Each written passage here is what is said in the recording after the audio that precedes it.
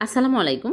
চমচম মিষ্টি কে না পছন্দ করে, আর যদি কম খরচে কম সময়ে বাড়িতেই তৈরি করা, তাহলে তো কোনো কথাই নেই। এখানে আমি কয়েক পিস পাউরুটি গুঁড়া করে নিচ্ছি। এরকম করে গুঁড়া করে নিতে হবে। তারপরে একটা বোলের মধ্যে নিয়ে নিচ্ছি, আর এর মধ্যে গুঁড়া দুধ দিয়ে দিচ্ছি 1/4 কাপ, বেকিং সোডা দিয়ে দিচ্ছি 1/2 চামচ, আর ঘি 1 টেবিল চামচ, আর ময়দা দিয়ে দিচ্ছি 1 টেবিল চামচ দিয়ে ভালো করে মিশিয়ে নেব। তারপরে লিকুইড দুধ নিয়েছি, আগে জাল করে ঠান্ডা করে নিয়েছি, অল্প অল্প করে দিয়ে নরম করে মথে নেব। বেশি শক্ত করা যাবে না, তাহলে মিষ্টিগুলো শক্ত হয়ে যায়।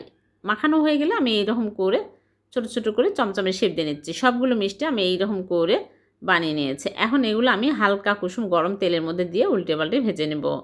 একদম হালকা গরম তেলের মধ্যে দিতে হবে, দিয়ে অনবরত উল্টে পাল্টে দিতে হবে। পছন্দ অনুযায়ী কালার হলে তুলে নিতে হবে। এরকম কালার হলে আমি তুলে নিচ্ছি। সবগুলো তুলে তারপরে এই মিষ্টিগুলো ঠান্ডা করে নিব। এখন চিনি শিরা তৈরি করব। এজন্য চুলায় প্যান বসিয়ে চিনি 1 কাপ, পানি 2 কাপ, 2টা এলাচ দিয়ে আমি ভালো করে বলক তুলে নেব। বলক উঠে আসলে মিষ্টিগুলো দিয়ে আমি ঢেকে 3 মিনিট জাল করব। বেশি জাল করার প্রয়োজন নাই। 3 মিনিট জাল করে নিয়েছি। এখন চুলা থেকে নামিয়ে রেখে দিব 2 ঘন্টা। 2 ঘন্টা পর আমি মিষ্টি আপনাদেরকে দেখাবো। ফুলে একদম রসের টইটুম্বর হয়ে গেছে, বড় বড় হয়ে গেছে। এখন আমি সার্ভ করে উপর দিয়ে মাওয়া ছিটিয়ে আপনাদেরকে কেটে দেখাচ্ছি কতটা নরম তুলতুলে হয়েছে। ভিডিওটি যদি ভালো লেগে থাকে লাইক কমেন্ট শেয়ার করে দেবেন, অন্যকে দেখার সুযোগ করে দেবেন। আল্লাহ হাফেজ।